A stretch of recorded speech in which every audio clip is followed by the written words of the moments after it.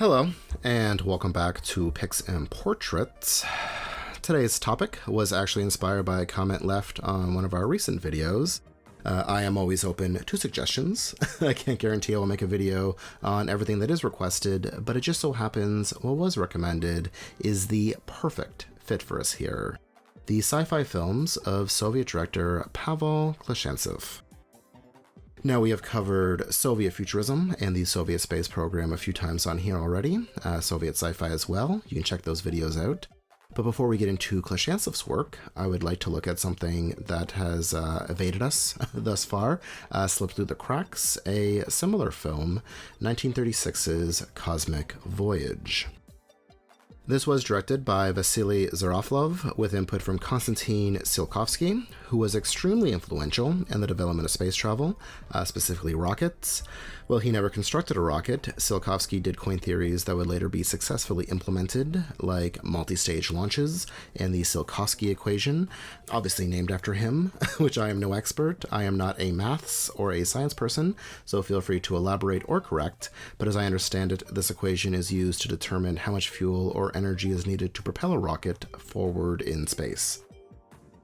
Cosmic Voyage is quote-unquote harder sci-fi, rooted in these scientific theories, which separated it from the earlier and more fantastic Aelita, or for you cartoon fans, Interplanetary Revolution. It looks a decade into the future, so 1946, at the first human voyage to the moon. Soviet Union wouldn't land on the moon until 1959, LUNA 2, which was uncrewed. The first human, Yuri Gagarin, wouldn't make it to space until 1961, so this was a little ambitious. You are seeing here the Space Center / launch pad. The rocket is launched at an angle, as if shot from a cannon.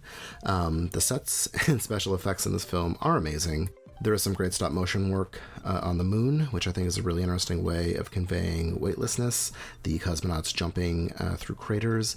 Again, this was a time when such details weren't really paid attention to.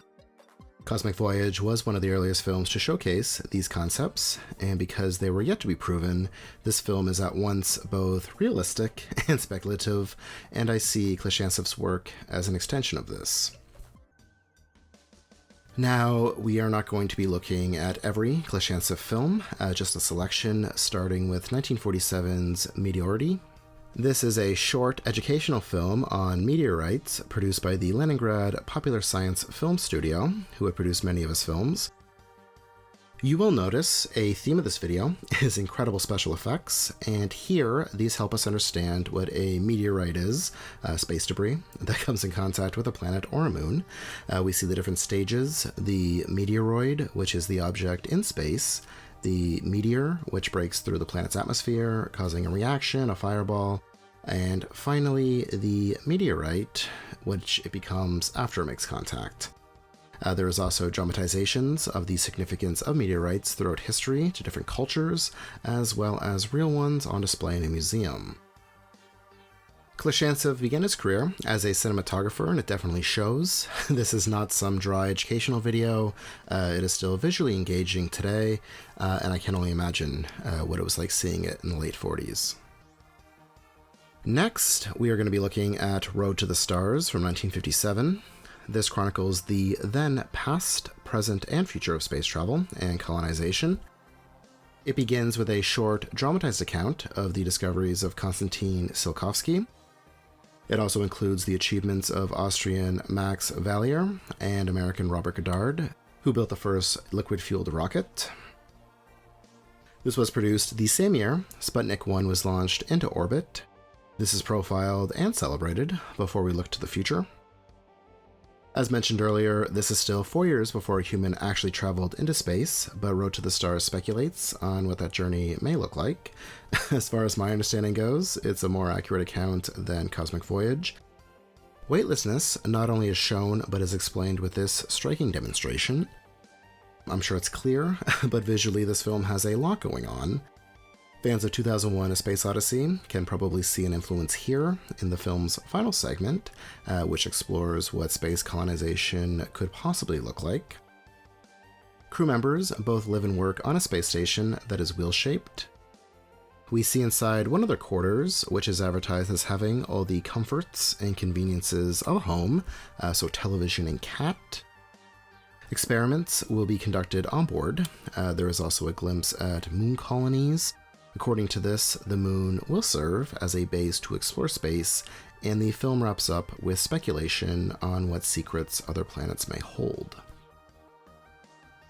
So far, what we have seen has followed a similar format, part educational, part speculation based off of scientific research. These have been, in a way, documentaries with a little added flair. They take information and express it creatively, still intending to inform, but 1962's Planet of Storms was a departure from this formula. It's a feature film, science fiction, that follows the first human exploration of Venus. Absolutely wild. The crew is greeted by an eclectic group of monsters, including a dinosaur and a Godzilla clone. The action scenes have some pretty heavy kaiju vibes. They are also accompanied by a robot, John the Robot, who sported 42 points of articulation, making it one of the most complex robot costumes at the time. Again, a departure thematically, but in terms of special effects, it is on brand. If you haven't seen this before, but find it vaguely familiar, scenes were adapted into the Roger Corman-produced Voyage of the Prehistoric Planet and Voyage to the Planet of Prehistoric Women. Klushantsev returned to his formula for his final films, Moon, Mars, and I See the Earth. Not much new ground is tread here, though information or speculation is expressed aesthetically in new ways, including these fabulous, chunky red spacesuits from the Moon, and this adorable spacesuit in Mars. Klushantsev retired from filmmaking in 1972, but would continue educating people on various scientific topics through literature. He authored several books related to space that were geared towards younger readers before his death in 1999. All these films are available for free here on YouTube. I will post links in the description. Again, I am no expert, so feel free to correct, clarify, and comment down below. If you enjoyed this video, give us a thumbs up, subscribe if you haven't, and if you have the means, please consider supporting us on Patreon. That's the only place to see Future Film, where we explore the intersection of retrofuturism and film by profiling past predictions of the future seen in movies. We just did Metropolis. $5 a month gets you access to that and dozens of other exclusive videos. Patreon.com/picsandportraits. As always, thank you so much for your interest in this channel, and thanks for watching. See you in the future.